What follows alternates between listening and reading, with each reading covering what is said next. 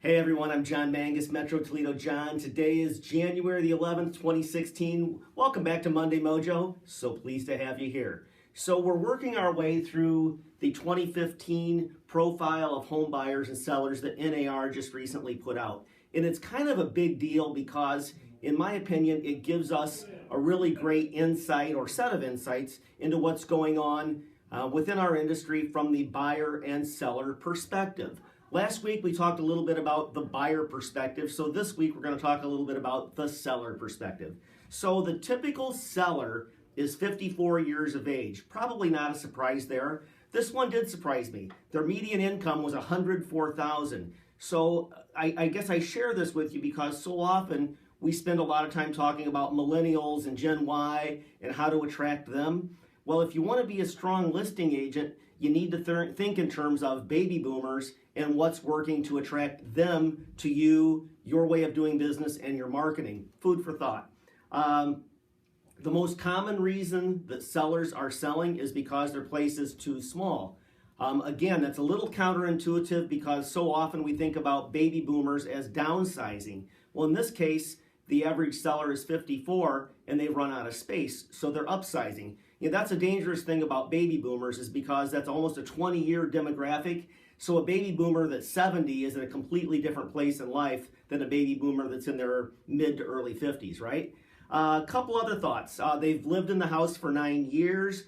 They have about $40,000 equity that they've gained between the time they bought and the time they're selling. I think that's a great number for us to dwell on, especially as we've come through and out of this recession.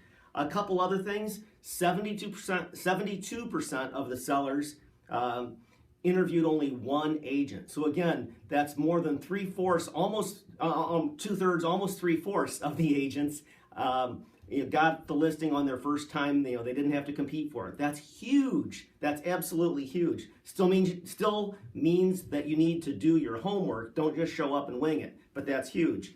91% of sellers cited the MLS as the thing that we provide to them that has the most value.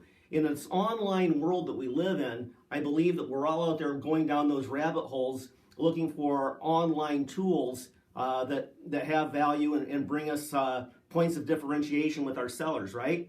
Well, what this is telling us is that they love the MLS. That's not to say we shouldn't look for other things, but we can't quit selling the value of our multiple listing services.